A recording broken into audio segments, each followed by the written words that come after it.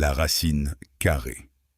Il y a plus de 4000 ans, les Babyloniens et les Égyptiens manipulaient déjà ce concept pour mesurer des terrains. Si vous avez un terrain carré de 9 mètres carrés, trouver le côté était facile. C'est 3 mètres, car 3 fois 3 égale 9. Mais si le terrain fait 10 mètres carrés, quel est son côté? C'est de ce blocage qu'est née l'idée de racine. Chercher le nombre qui, multiplié par lui-même, donne le nombre de départ. Mais alors, pourquoi le mot racine? Le mot vient d'une suite de traductions à travers les siècles.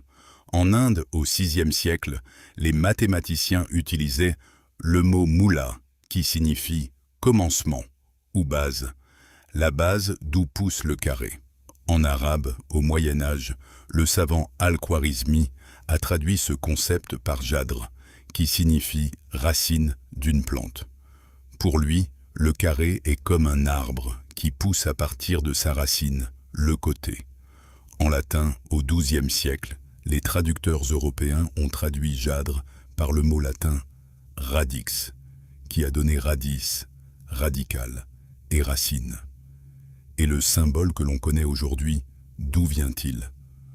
Pendant longtemps, les mathématiciens écrivaient le mot en toutes lettres. Au XVIe siècle, pour aller plus vite, ils ont commencé à écrire simplement la première lettre du mot latin radix, c'est-à-dire un R minuscule. À force d'être écrit rapidement à la main, ce R s'est déformé, sa jambe s'est allongée vers le bas, puis est remontée, donnant naissance au symbole que l'on utilise aujourd'hui, introduit par le mathématicien allemand Christoph Rudolph en 1525.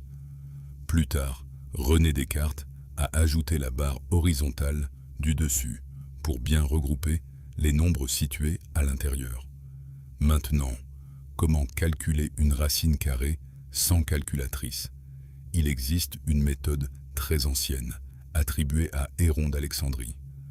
La méthode des approximations successives. L'idée est simple. On transforme